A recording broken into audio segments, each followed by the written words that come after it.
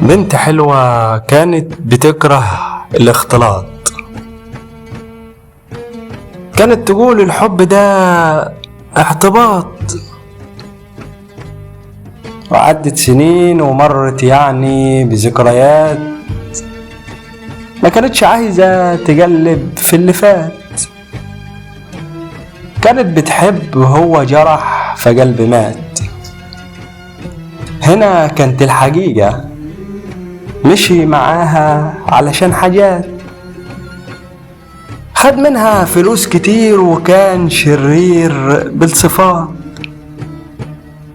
ادت له حتى خواتم ايديها، حتى يعني السندوتشات.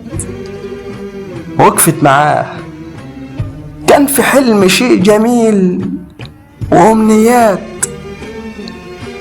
هو كان فقير بس كلامه كان كتير، امير كذاب.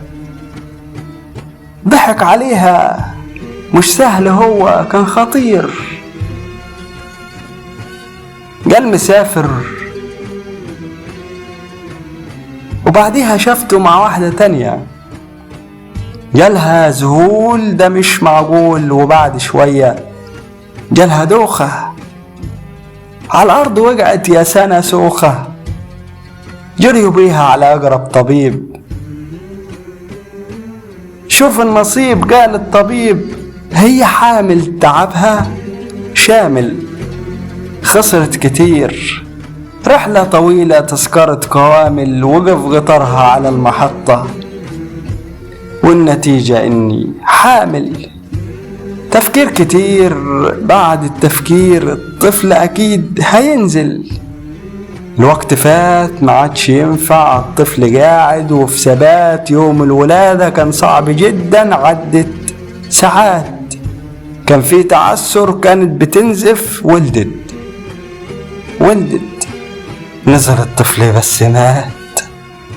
جالها اكتئاب، تملي تصرخ، شعر أسود بس شاب.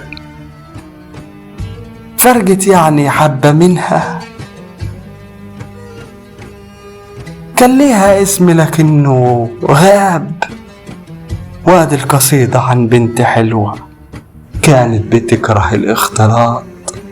وادي القصيدة عن بنت حلوة كانت بتكره الاختلاط. كان معكم أحمد حمزة.